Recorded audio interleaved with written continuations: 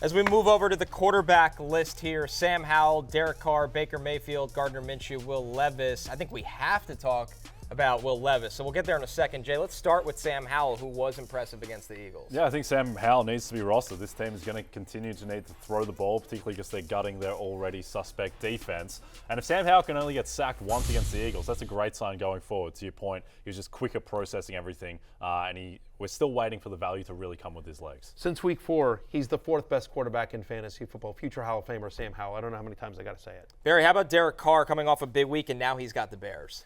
He's had over 300 passing yards in 3 straight games. And to your point about the Bears, they give up the 3rd most passing yards, 5th most fantasy points per game to opposing quarterbacks. I don't believe Chris Olave is going to be this bad. Like, he had just a brutal drop where it just hit him in the helmet. Like, he's going to get right as well. So Derek Carr, who they're letting him throw. And if he throws a dump off to Alvin Kamara and Calvin Kamara runs 15 yards, that counts as passing yards. So, yeah, Carr comes in at number 2 on the waiver wire. Jay, Baker Mayfield, quite simply with him, he's just dropping back a ton in this Bucs offense right now. Yeah, he's like a slightly wealthier man's Gardner Minshew, where he'll get you the stats. It's not pretty, it's not that effective, but he's good for 250 yards and a touchdown. Well, speaking of Gardner Minshew, Barry, he's available in 84% of leagues, and as Jay said, it feels like he's good for at least 2 touchdowns every week right now. He's averaging over 40 pass attempts in his 4 starts this season. Again, they are just throwing.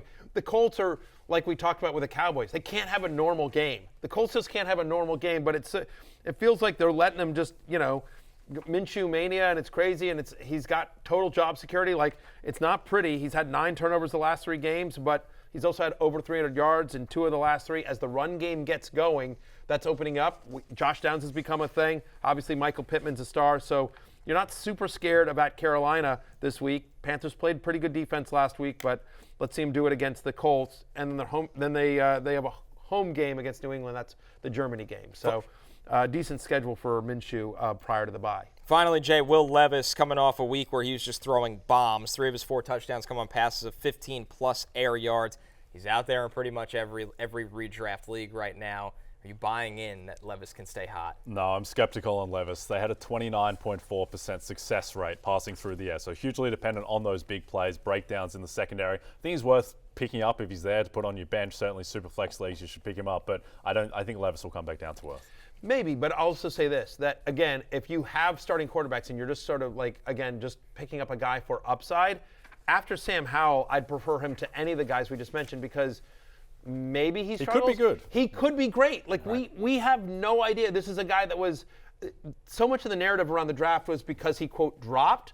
But again, like, this is a guy with a cannon for an arm, who has good receivers on his team, and they have a strong enough run game that they can't just, play back. They're going to have. So, anyway, there's a chance that Levis is good.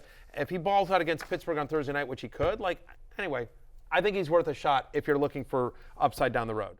Hey, it's Matthew Berry from NBCSports.com and Rotoworld.com, and I want to thank you so much for watching whatever it is you just watched, or if nothing else, being too lazy to click out of the autoplay after this video started, after whatever it is you actually wanted to watch finished.